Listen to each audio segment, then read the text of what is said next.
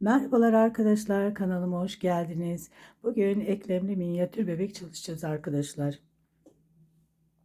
Arkadaşlar önce ayaklarından başlayacağız. Bacakları, gövdesi, kolları ve kafasını öreceğiz en son. Daha sonra saç ekme tekniği bu sefer birazcık daha farklı, onu göstereceğim. Bebeğimiz minik olduğu için farklı bir teknik kullandım. Görüldüğü gibi arkadaşlar bakın, hareket edebiliyor, böyle bu şekilde oturabiliyor.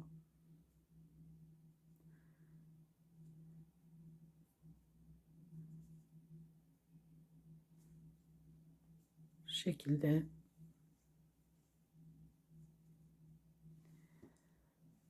Aynı zamanda istediğiniz şekli verebiliyorsunuz arkadaşlar bebeğinize. Şimdi malzemelerimizi göstereyim. 34-12 Gazze Baby Cotton kullandım ten rengi olarak. Daha ince bir iple yapılırsa daha minik bir bebek elde edersiniz. Tığ olarak 1,75. Beyaz rengi kullanıyoruz. E, Şimdi bir de saç rengi olarak da e, bunun numarasını çok soran var ama arkadaşlar, inanın ben böyle toptancıdan almıştım. Markası da yoktu. Yani bunun markasının olması önemli değil. Saç ipi olarak geçiyor her yerde. Böyle bordo kırmızı bir renk. Bunu alabilirsiniz. İstediğiniz renkleri var bunların. Sihirli halkayla başlıyoruz. Sihirli halkanın içerisine 7 tane sık iğne. 1, 2, 3, 4, 5, 6, 7.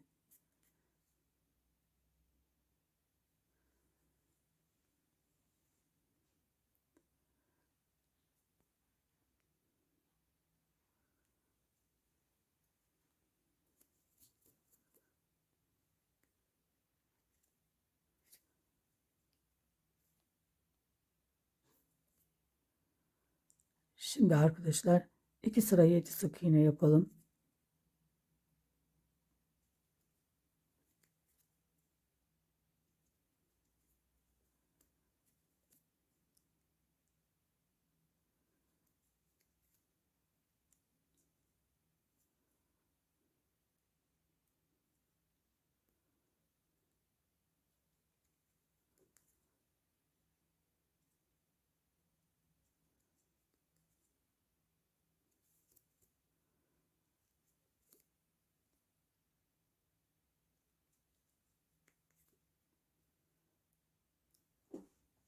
Bir sıra daha yapıyoruz. 2 sıramız tamamlanıyor.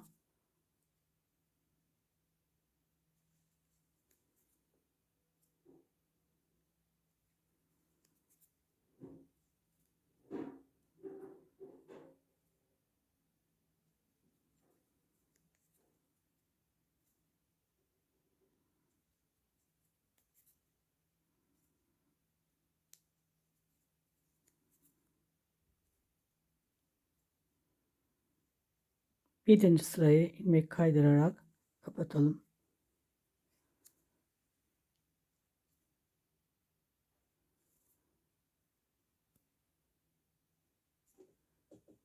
Üç tane zincir.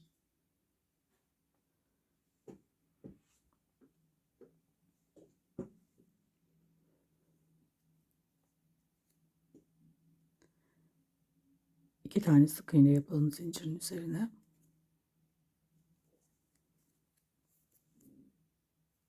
İlk sık iğneye batalım. İlmek kaydırarak. İpi öne alıyoruz. Dönüşlerde burada. Bir tane sık iğne. İki tane artırma yapacağız. Bu birinci artırmam. Yanına da bir tane daha artırma yapıyorum. Bir tane sık iğne.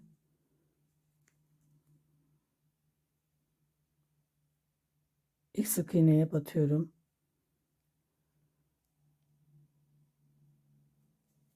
Yine ilmeği kaydırarak batıyorum. Yine dönüşte ipi öne alıyorum. 6 tane sık iğne yapıyorum. 1 2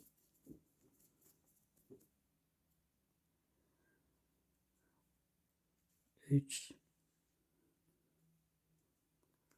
4 5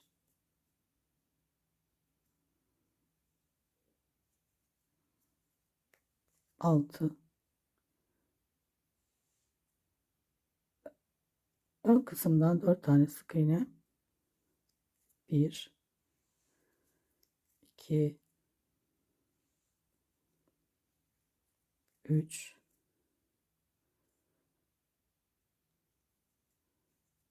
4. Şimdi eksiltme yapıyorum.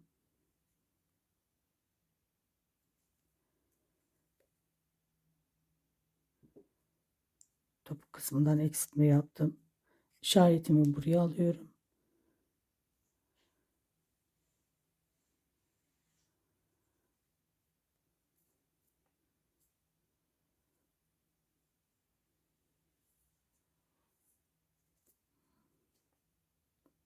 Şimdi topuktan 3 tane sık iğne yapıyorum. 1 2 3 3 tane sık iğneden sonra bakın, buradaki sık iğne değil, hemen şu aradaki sık iğneye batıyorum. Bir tanesi eksiltmiş oluyorum. Şimdi 3 tane sık iğne ön kısımdan. 1 2 3. İşaretin olduğu yeri atlıyorum. Burası değil. Bura. Başka da eksiltme yapmıyorum. Şimdi 7 tane toplamda 7 tane sık iğnem oldu. 2 sıra 7 sık iğne örelim. 1 2 3 4 5 6 7.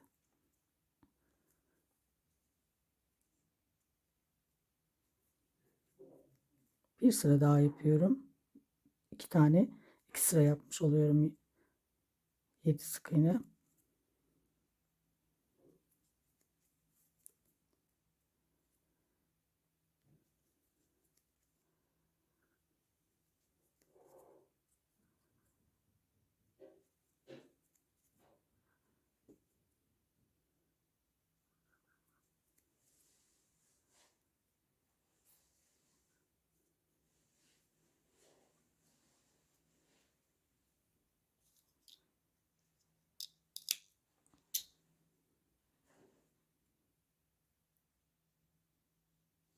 Ayağımızın şekli bu arkadaşlar.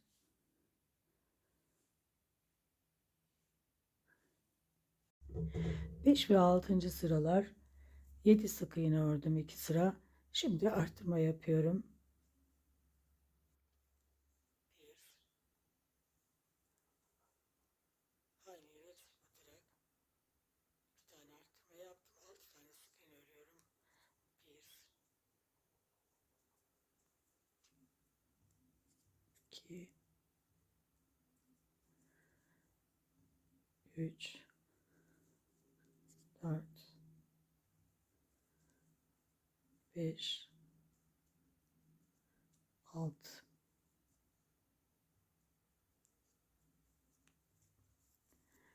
Şimdi 8 tane sık iğnem oldu. 8 sık iğne örelim. 8. sırayı 1 2 3 4, 5, 6, 7, 8. Şimdi arkadaşlar bir sık iğne, 9. sıradayız. Bir sık iğne, bir tane artırma yapıyoruz. 6 tane sık iğne örelim. 1, 2, 3, 4, 5, 6.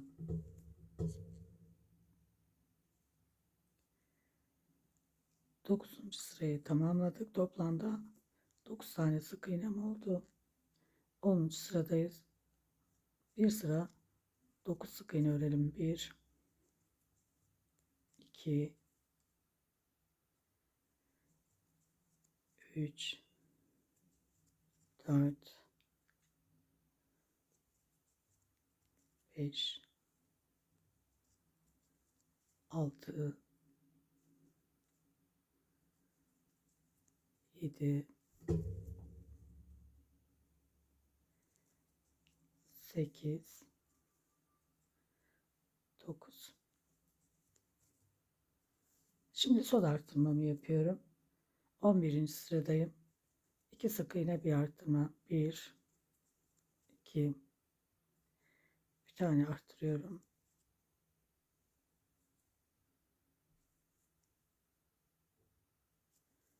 6 tane sık iğne örüyorum. 1, 2, 3, 4, 5, 6. Şimdi toplamda 10 tane sık iğnem oldu. 10 tane sık iğne örelim. 3 sıra öreceğiz. 1, 2, 3, 4, 5, 6, 7, 8, 9, 10. Bir sıra daha, 2 sıra daha örüyoruz. Toplamda 3 oluyor.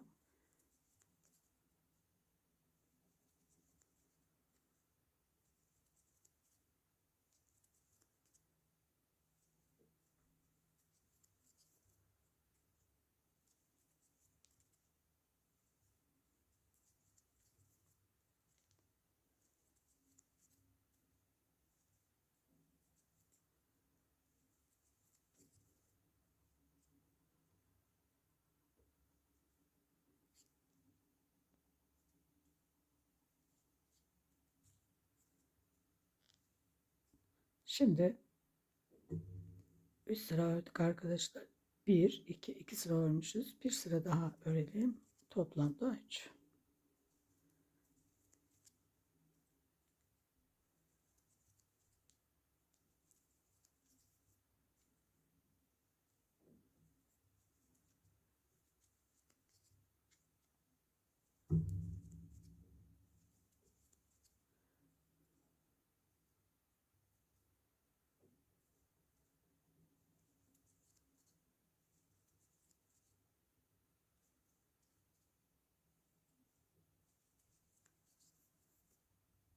Şimdi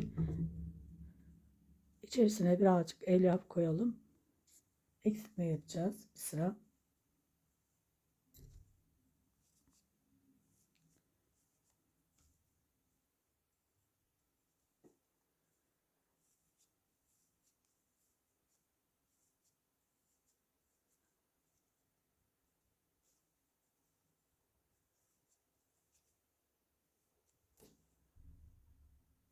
Şimdi eksiltmemizi yapalım arkadaşlar.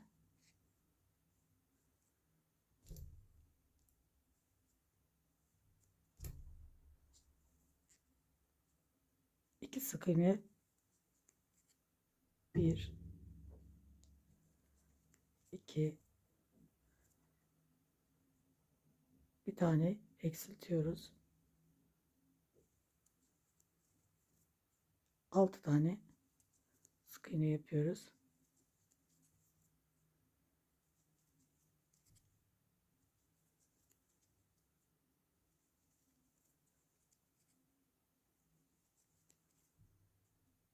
Şimdi bu bacağımız bitti.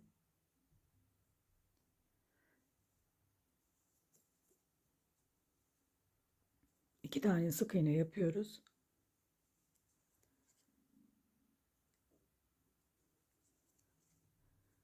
Karşıyla birleştiriyoruz. 4 kez arkadaşlar. 1 2 3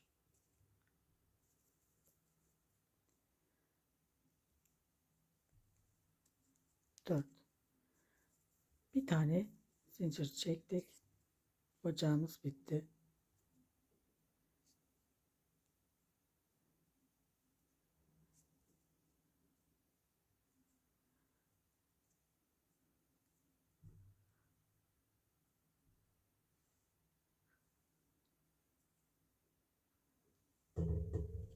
Şimdi arkadaşlar diğer bacağımızda bilek kısmına kadar aynı.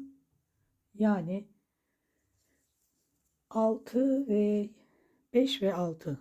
5 ve 6. sıralar aynı. 7. sıra farklı olacak. Yani 7. sıraya kadar örün. 5 ve 6'yı da örün. 7. sırada birlikte yapacağız. Ben önceden hazırladım bunu. Şimdi buradaki arttırmaya bakalım. Yapalım. Bir tane sık iğne, bir tane daha yapıyorum. 2 tane sık iğne oluyor. Yapıyorum. 2 sık iğne ile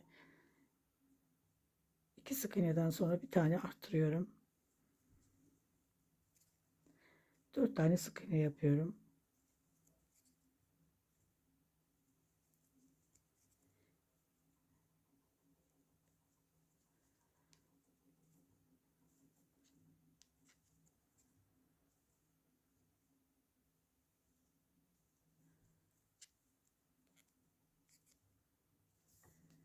Şimdi 8 tane sık iğnem oldu. 8. sıradayım. 8 sık iğne örüyorum. 1 2 3 4 5 6 7 8. Şimdi 3 sık iğne, 1 2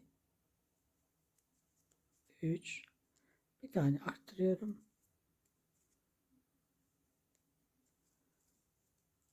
3 sık iğne bir arttırma. 4 tane sık iğne örüyorum. 1 2 3 4. İşaretimi koyayım. Şimdi 4 sık iğne bir, pardon, bu sırayı 9 tane sık iğne yapıyoruz. 1, arttırmadan sonra 9 sık iğnemiz olmuştu. Bir sıra 9 sık iğne örüyorum. Yani 10. sırayı.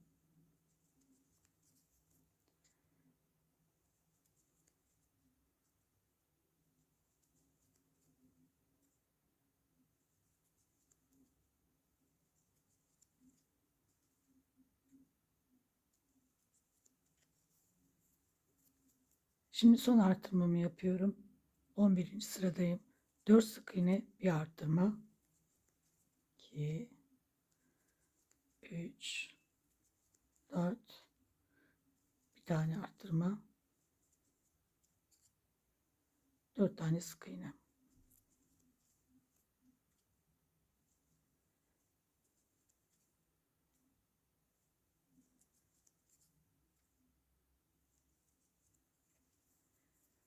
Şimdi 11. sırayı bitirdik. 12, 13, 14. sıralar 10 sık iğne yapıyoruz 3 sıra. Toplamda 10 sık iğnemiz oldu.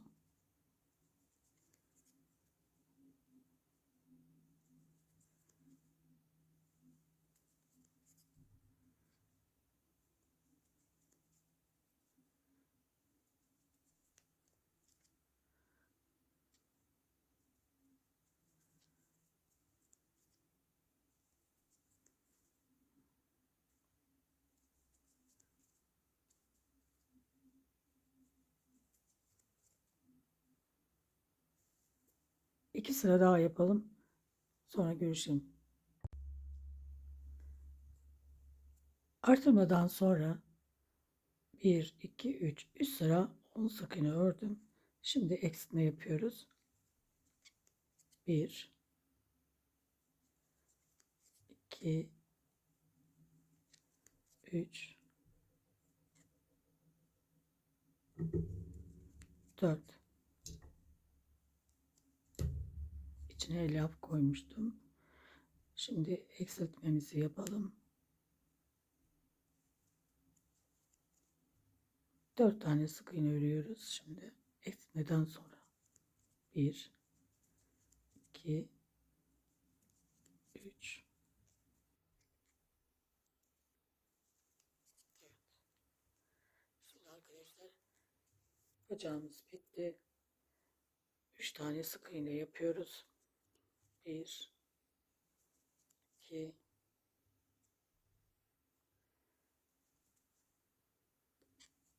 3. 3 tane sık iğne ile karşıyı birleştireceğiz. 3 sık iğne 3 sık iğne yaptıktan sonra 4 kez 1 sıkıca 1, 2, 3, 4. Bir zincir,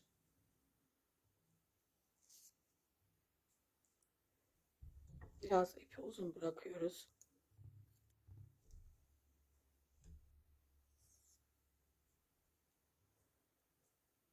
Şimdi bacağın üst kısmını yapacağız arkadaşlar.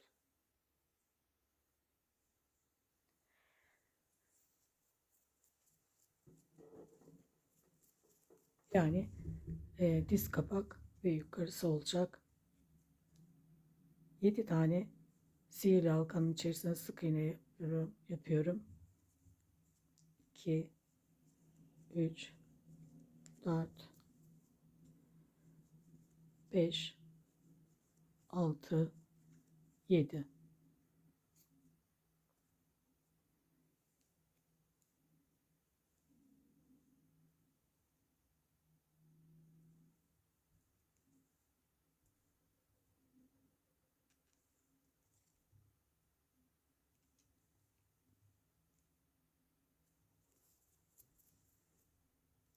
Bir sıra şimdi 7 sık iğne örüyorum. 1, 2,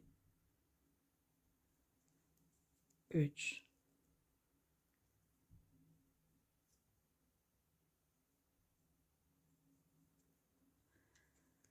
4,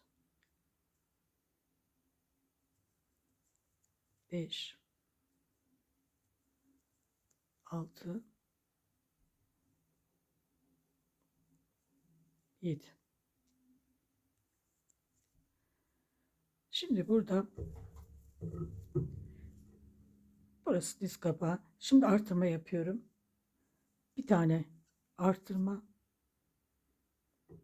bir artırma.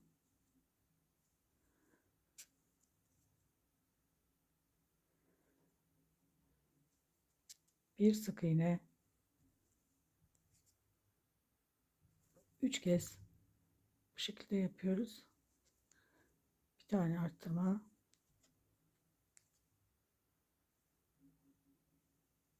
Bir sık iğne. bir arttırma,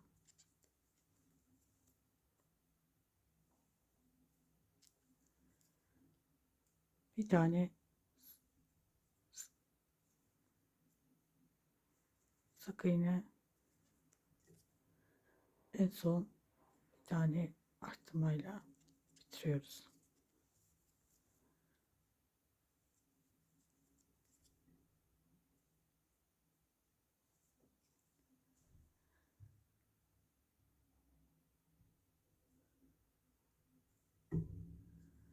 Toplamda 11 tane sık iğnem oldu.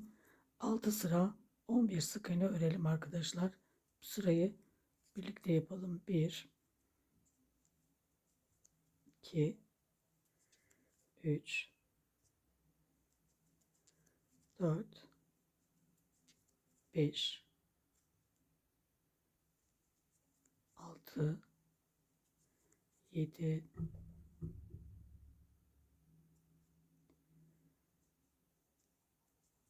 8 9 10 11. Toplamda 6 sıra olacak. Bir sırasını yaptım. 5 sıra yaptıktan sonra 6 sıra tamamlanacak. Sonra görüşelim arkadaşlar. Arkadaşlar şimdi ağzını kapatmadan önce şuradaki ayrıntıyı sizle paylaşayım. Burada arttırdıktan sonra bakın şurada arttırma yaptıktan sonra 1, 2, 3, 4, 5, 6 sıra yapacağız. Fakat önce bir 5 sıra yapalım. 5 sıra yapıyoruz. Sonra ağzını kapatmadan bu bacağı ilave edeceğiz. Yani birleştireceğiz. Daha sonra 6. sıramızı yaptıktan sonra ağzını kapatacağız. Şimdi buradaki maksat arkadaşlar bu alttaki ipi buradan o 5. sıradan alttan yürütmek daha sağlam olsun diye. Şimdi arkadaşlar üst bacağı artırmadan sonra 1, 2, 3, 4, 5. 5 sıra ördüm. 11 sık iğne. Şimdi bacak birleştirmeyi göstereceğim. Her iki bacağı da aynı şekilde birleştiriyoruz. Bakın bu sol tarafta kalıyor yine. Şimdi şöyle bunu ortalıyoruz. Birinci sık iğnenin hemen bakın üstünden buradan batıyorum. 1, 2, 3, 4, 5. 5 tane sayıyorum şurası. Tekrar battığım yerden sayıyorum bakın. 1, 2, 3, 4, 5. Buradan çıkıyoruz. Kendime doğru çevirdim. Şöyle ilk sık iğneden yine battım. Tekrar aynı yerden batıp karşıya çıkıyorum. Buradan bir tane boşluğa batıyorum. Tekrar dibinden üst taraftan çıkıyorum arkadaşlar. Bu şekilde bacağın arkası böyle, önü böyle oluyor. Şimdi bu ipimizi birazcık keselim. Alttan yürüteceğiz.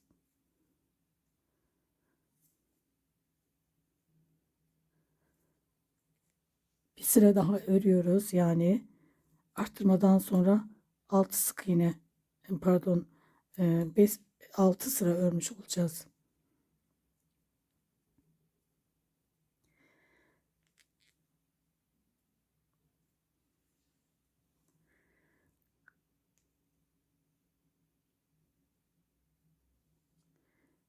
Şu ipi alttan yürüteceğiz.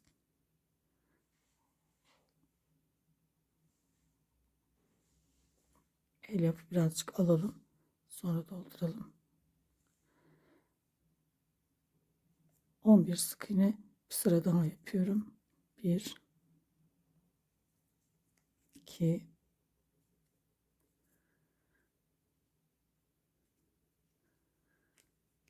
3,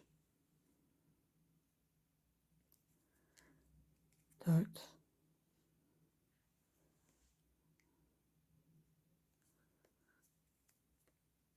5,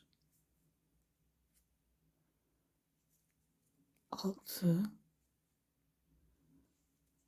7, 8, 9, 10, 11. Şimdi arkadaşlar içine 56 dolduruyoruz ve karşılıklı keseceğiz şimdi. Pardon, karşılıklı birleştireceğiz.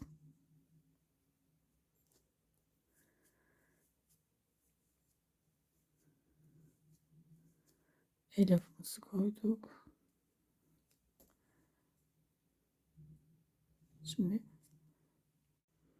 Şimdi arkadaşlar karşılıklı birleştireceğiz. 5 kez. 1,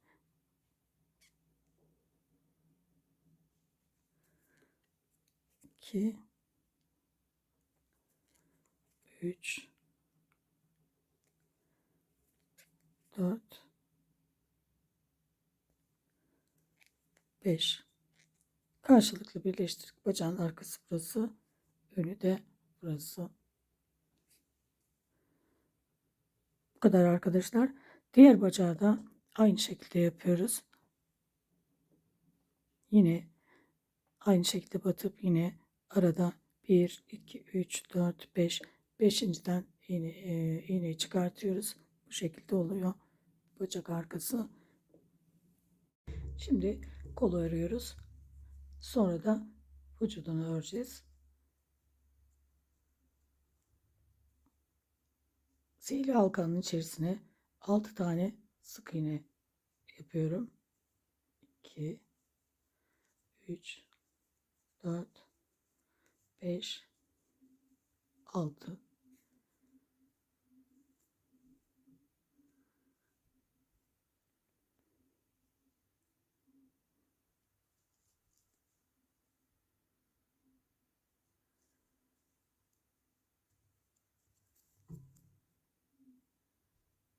Şimdi bir tane sık iğne, yani pardon, bir arttırma, bir sık iğne, bir arttırma, bir sık iğne, bir arttırma, bir tane sık iğne, 3 kez ördüm. Bu şekilde bir arttırma, bir sık iğne şeklinde. Toplamda 9 tane sık iğnem oldu. 9 sık iğne örelim bir sıra. 1, 2, 3,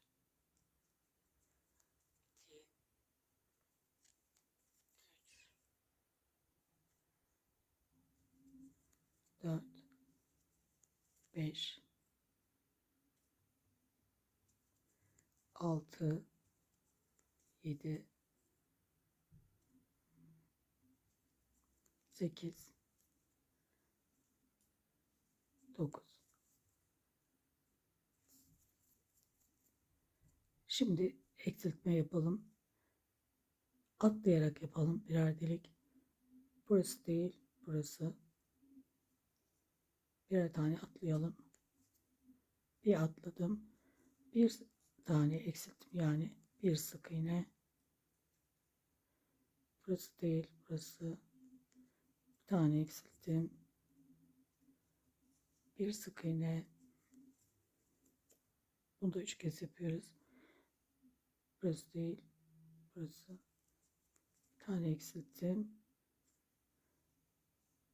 Bir tane sık iğne yaptım. Şimdi eksiltmelerimizi bitirdik. Yani 4. sıra bitmiş oldu. Şimdi toplamda 6 tane sık iğnem oldu. 5 sıra örelim 6 sık iğne arkadaşlar.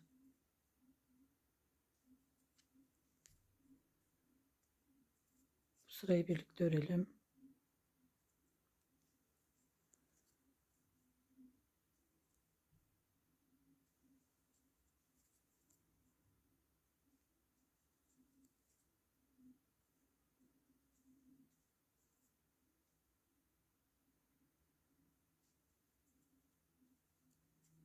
Bir sıra ördüm.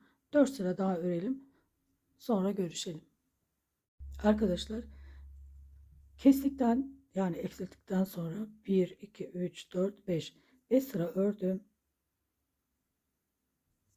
Şimdi karşılıklı uçları birleştirelim. 1,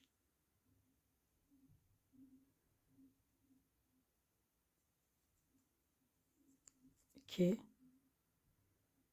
bir de şu kenar kısmını birleştiriyoruz. 3. Şimdi bir tane zincir. Bunu biraz uzun bırakıyoruz. Şimdi arkadaşlar kolun alt tarafı bitmişti. Bakın elyaf doldururken sadece bu el kısmına doldurun. Geri kalanına doldurmayın arkadaşlar. Üst kolda aynı şekilde uç kısmına birazcık elyaf. Diğer kısımlarına, yukarılarına elyaf koymayın. Şimdi 6 tane sık iğne yapıyorum. 2, 3, 4, 5, 6.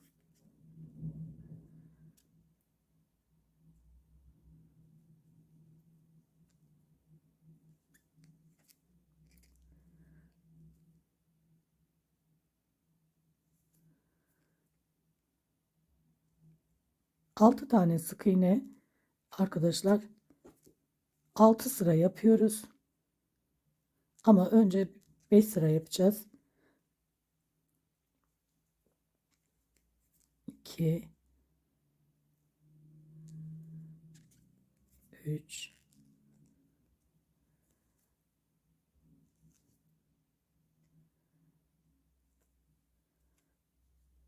4,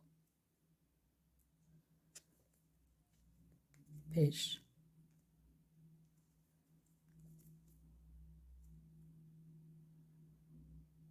6.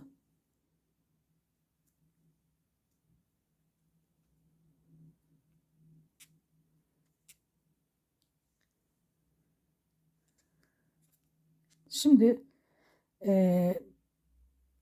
şu ipi biraz aradan yürüteceğiz ama araya işaretimizi koyalım.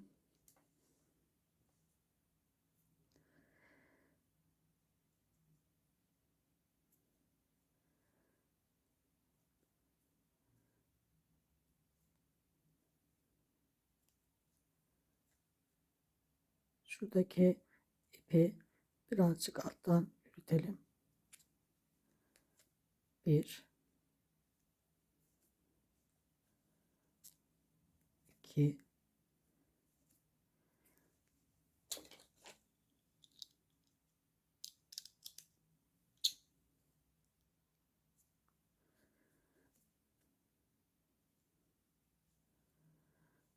3,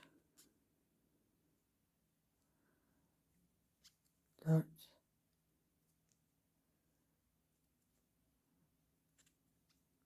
5,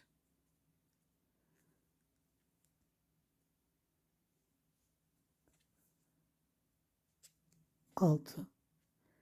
Arkadaşlar 2 sıra ördüm. Şimdi 3 sıra daha örelim. 5 sıra olacak. Sonra dirsekle bu kolu birleştireceğiz. Daha sonra 6. sırayı yapacağız. 3 sıra daha örelim.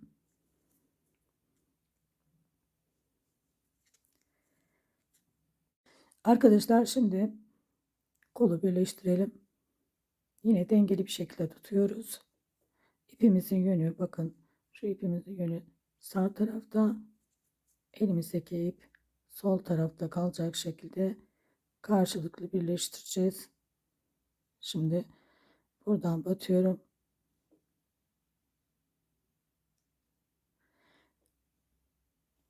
Sık iğne sayıyorum. 1, battığım yerde saydım. 1, 2, 3. Tam şurası 4. Dördüncü boşluktan çıktım. Şöyle. Şimdi karşısıyla birleştiriyorum. Şu şekilde. Şimdi buradan tekrar çıkıyorum. Dirsek kısmımız bakın görünüyor. Bu sihirli halka dışta olacak şekilde. Şimdi buradan bir tane örüyorum. Boşluğa batıp çıkıyorum yani. Buradan çıktıktan sonra arkadaşlar bakın şu şekilde dirseğimiz bu dışta olacak şekilde görünecek. Buradan birazcık ip kesiyorum ve bunu alttan yürüteceğim. Daha da sağlamlaştıracağız. Yani bu sırayı alttan yürütmüş oluyoruz. Şuraya işaretimi yine koyayım.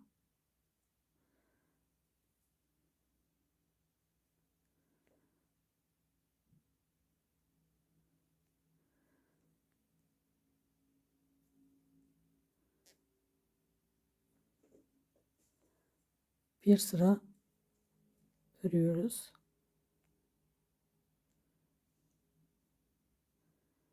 Bunu alttan yürütüyorum.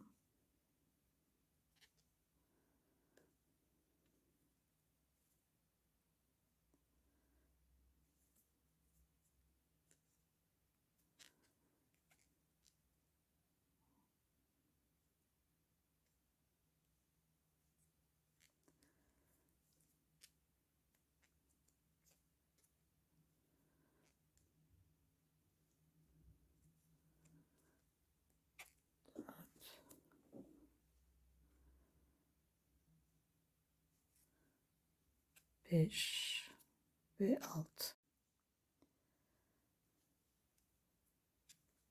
1, 2, bir de kenarla birleştiriyorum. Daha düzgün oluyor. Birazcık kesiyoruz. Bu kadar arkadaşlar.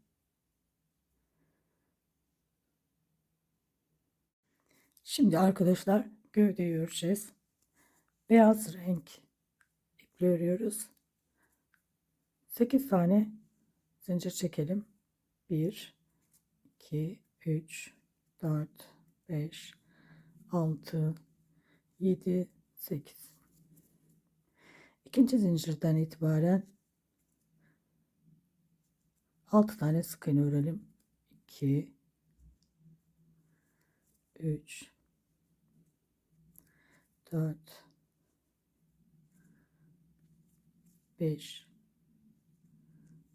6. Son zincire 3 tane sık iğne yapalım aynı yere. 2, 3.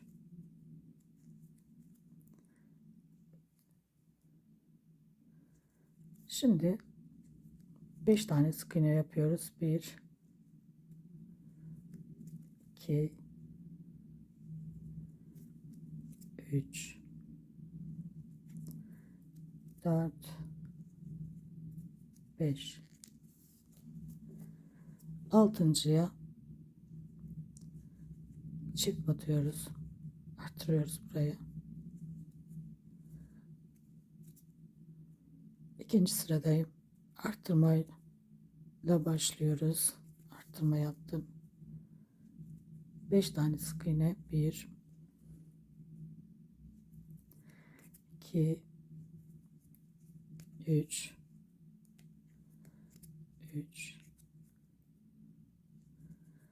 4, 5. Bir tane arttırıyorum. Bir tane sık iğne. Bir tane arttırıyorum.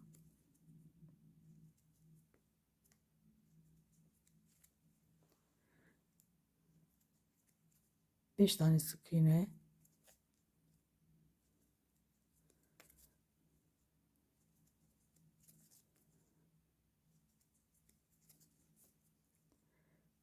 Beş sık iğneden sonra bir tane arttırıyorum. Bir tane sık iğne ile ikinci sırayı da bitirdik. Şimdi bir tane arttırma, pardon, bir sık iğne, bir arttırma, 6 tane sık iğne, 1 2 3 4 4 5 6, bir tane arttırıyoruz.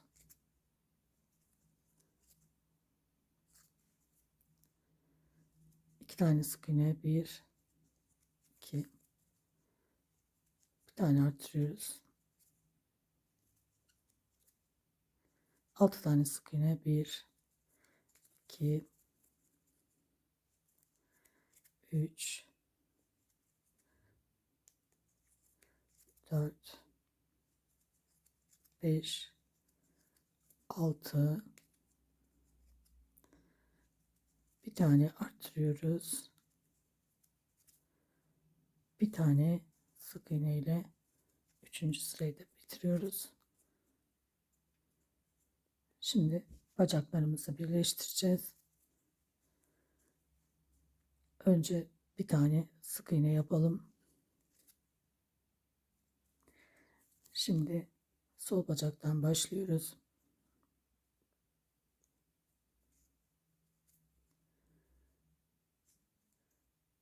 Bir tane 5 kez karşılıklı birleştiriyoruz. 5 sık iğne ile yani.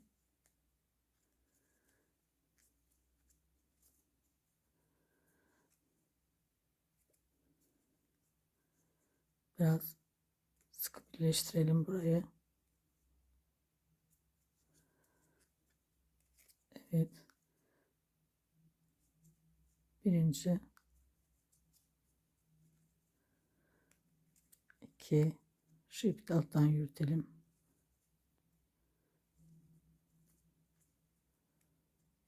Üçüncü,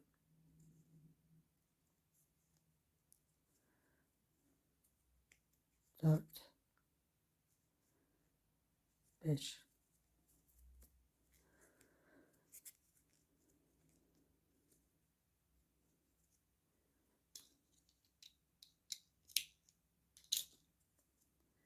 Şimdi bu bacağımızı birleştiriyoruz.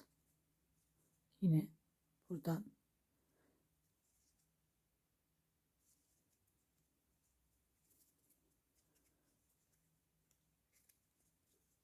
sıkıca birleştirelim. Yine karşılıklı 5 kez.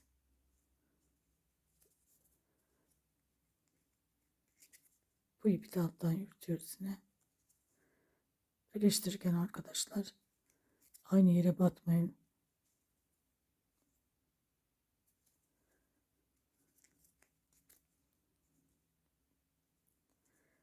Karşılıklı birleştirdik.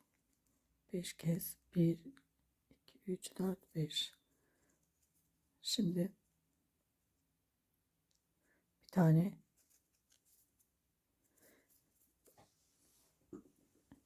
iki tane sık iğne yapacağız. 1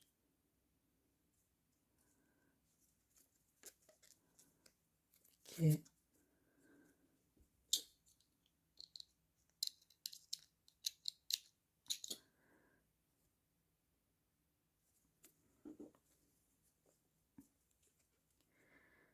2 sık iğneden sonra bir tane eksiltiyoruz.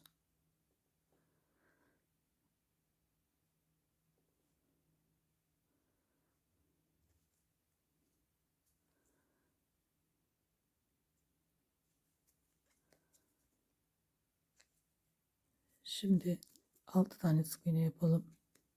1 2 3 4 5 6 bir tane eksiltiyoruz 6 sık iğneden sonra.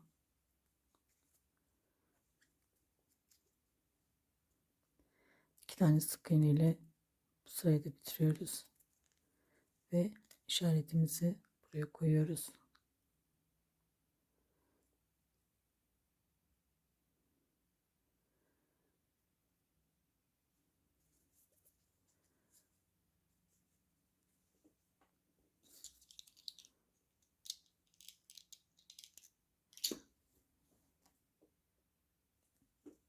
Şimdi toplamda 22 tane sık iğnem oldu.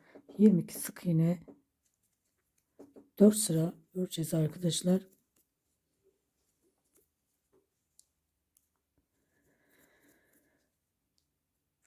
Bir, iki,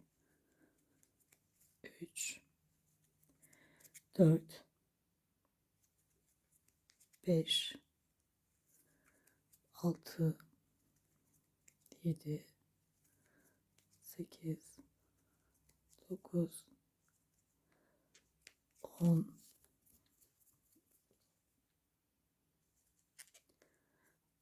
11, 12,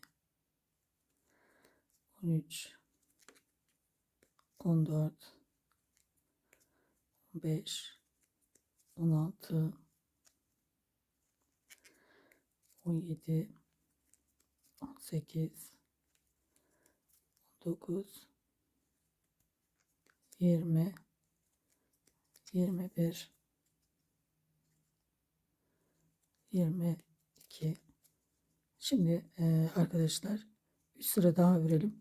Sonra görüşelim. Bir sırasını ördüm. 4 sıra olacak toplamda.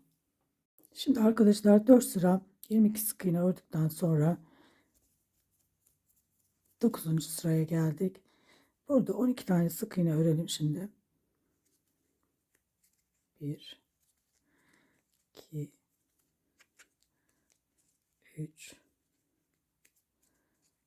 4 5 6 7 8 9 10 11 12. Şimdi eksiltiyorum. 12 tane sık iğne yaptım.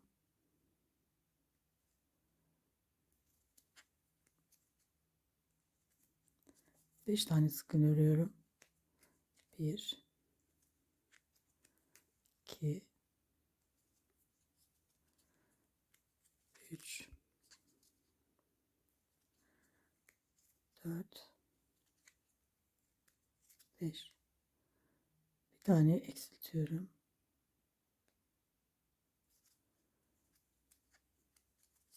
Bir tane sık iğne ile bu sırayı bitiriyorum.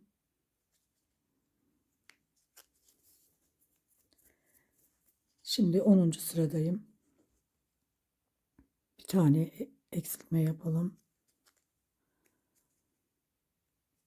8 tane sık iğne. 1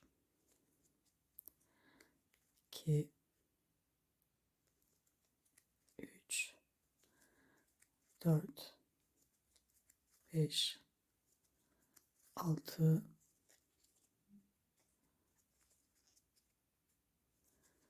7 8. Bir tane eksiltelim.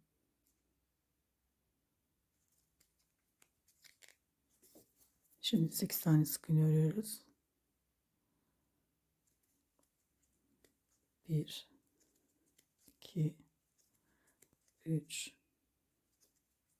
4 5 6 7, 8.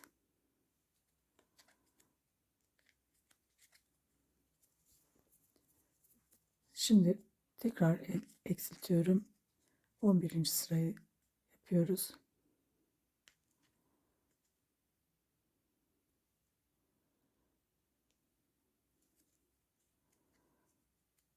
Yedi tane sık iğne.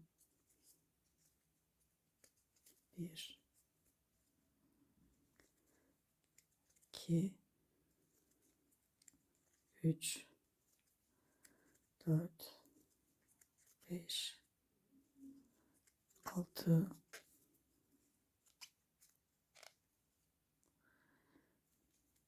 7. Bir tane eksilteceğiz.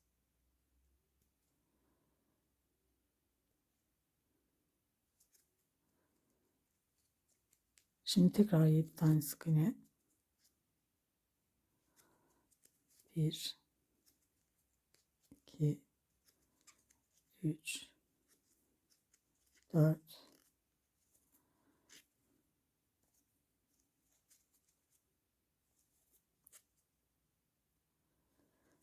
5,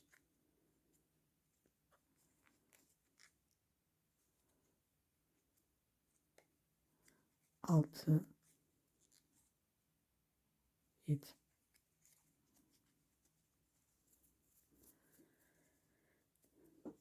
Şimdi burada arkadaşlar 2 sıra toplamda 16 sık iğnem oldu. 16 sık iğne 2 sıra örelim. 1, 2, 3,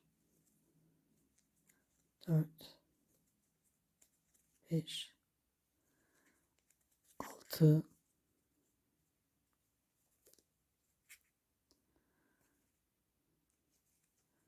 7, 8, 9, 10, 11, 12, 13, 14, 15, 16. Bir sıra daha örüyoruz. 1, 2, 3, 4, 5, 6, 7, 8, 9,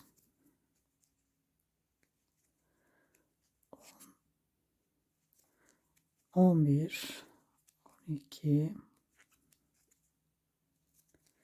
13, 14, 15, 16. Şimdi arkadaşlar burada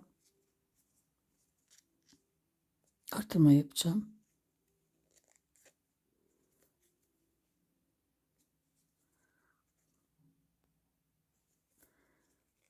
Bir tane artırma.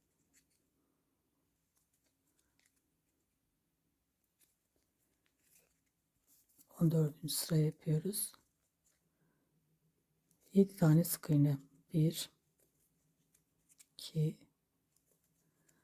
3, 4, 5, 6, 7. Bir tane artırıyorum. 7 sık iğneden sonra tekrar 7 sık iğne yapıyorum. 1, 2, 3, 4, 5, 6, 7. Şimdi arkadaşlar içerisine biraz el yap koyalım. Arkadaşlar 3 sıra 18 sık iğne ördüm. Şimdi ten rengine geçeceğiz. İşaretin yerini de örüyorum. Beyaz ipi sağ tarafa aldım. Şimdi bu ipi alttan biraz yürütüyorum. Arkadaki tek kanat olan sık iğnelerden 18 tane öreceğim. 1 2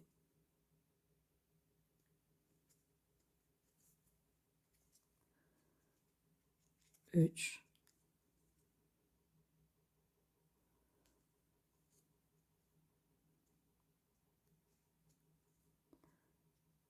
Bu ipi biraz alttan yürüttükten sonra kesiyorum arkadaşlar.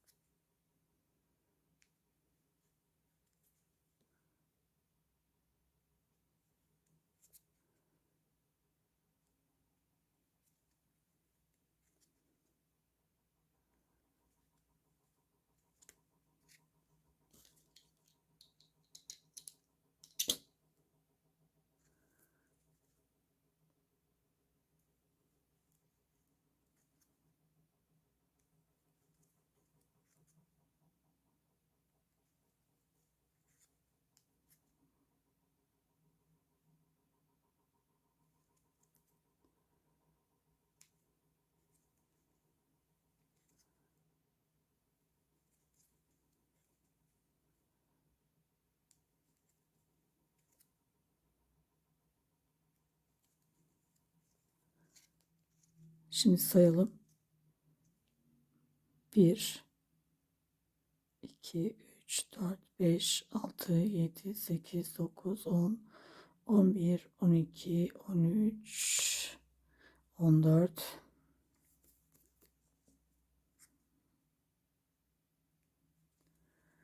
15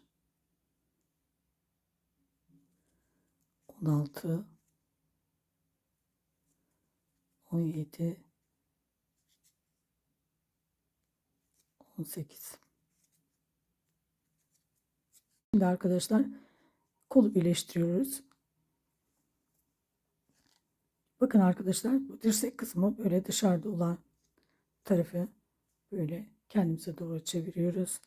3 tane sık iğne ile birleştiriyoruz.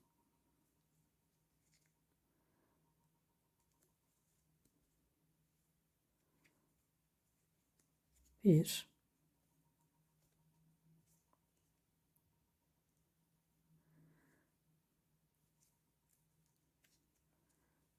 iki,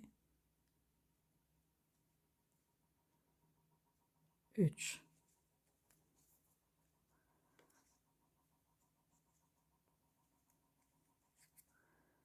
Üç sık iğne ile birleştirdim. Şimdi 7 tane sık iğne örüyorum. İlk sık iğneden başlayarak 1 2 3 4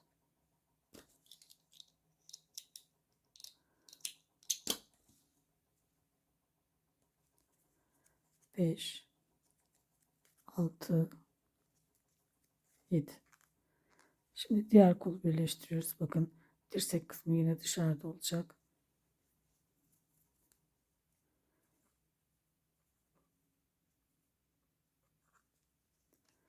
Bir koldan bir bedenden yine 3 kez sık iğne yaparak birleştiriyoruz.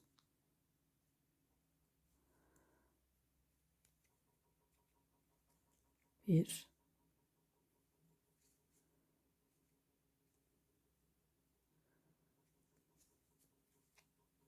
2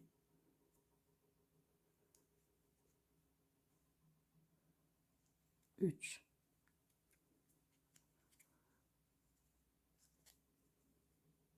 Şimdi ilk sık iğneden başlayalım. Örmeye 1 2 3 4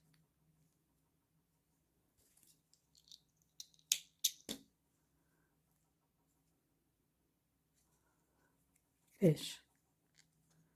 Şimdi kolları birleştirdik. Şimdi buradan itibaren arkadaşlar bir sık iğne, bir eksiltme şeklinde yapıyoruz. İşaretimizin yeri burasıydı.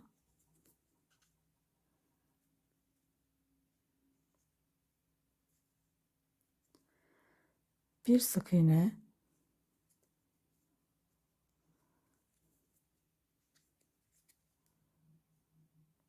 bir tane atlıyoruz. Eksiltmeleri atlayarak yapalım. Burası değil, burası.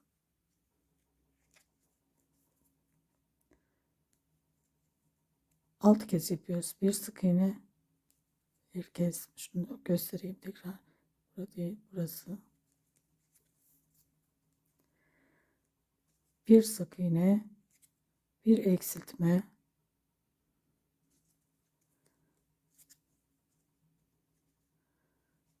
bir sık iğne,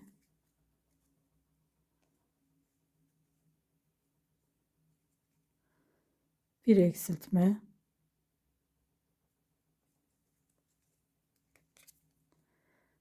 bir sık iğne, bir tane eksiltme,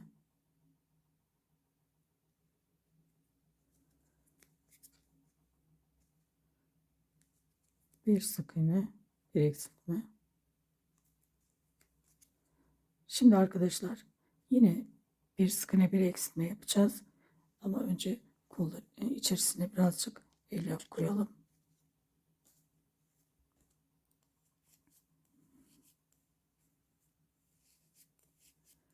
Şimdi arkadaşlar içerisine elyaf koyduktan sonra bu son eksiltmemiz olacak. Yine bu sırayı da bir sık iğne, bir eksiltme şeklinde kesiyoruz. Eksiltmeleri atlayarak keselim. Sıkıca. Bunu 4 kez.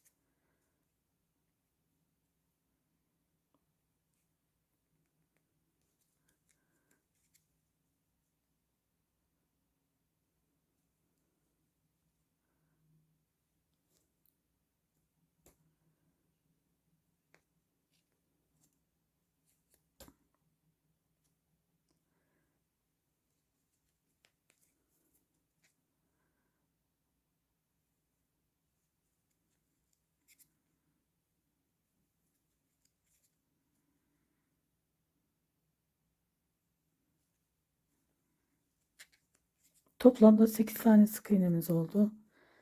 8 sık iğne 2 sıra örelim. 1 2 3 4 5 6 7 8. Bir sıra daha örüyoruz. 1 2 3 4 5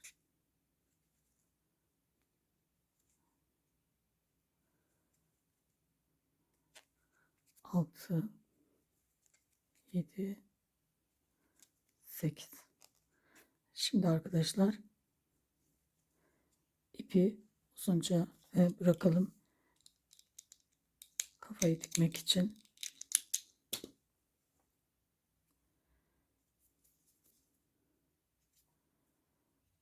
Hatta son sırayı son sık iğneyi böyle ilmek kaydırarak çıkartalım. Şimdi arkadaşlar askısını yapalım. Burası ön kısmı. İpimiz arka kısımda kalmıştı. 6 tane zincir çektim. Bu zinciri tekrar göstereyim. 1 2 3 4 5 6. Bu kısımda ilk de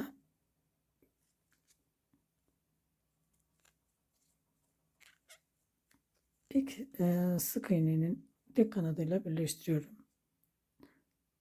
1. Sık iğneler yaparak devam ediyorum. 2.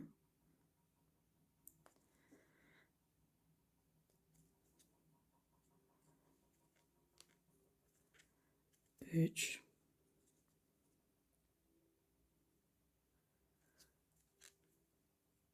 4.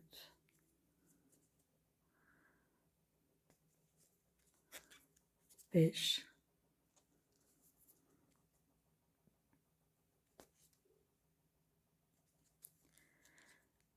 6. 7. 7. Bir tane daha örüyorum. 8. Yine 6 tane zincir çekiyorum. 1, 2, 3, 4, 5, 6. Bu sefer arka tarafı alıyorum. Arka taraftaki ilmekleri örüyorum.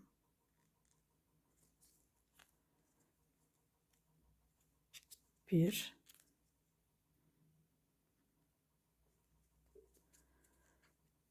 2,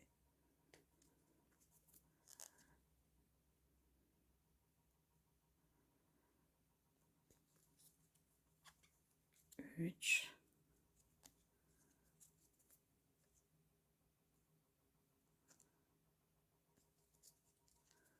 4,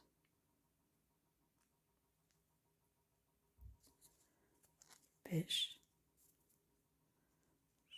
6'ncıyla birleştirelim. Arka tarafta böyle arkadaşlar, bu şekilde. Bu kadar arkadaşlar. Bir sonraki videomda başını öreceğiz.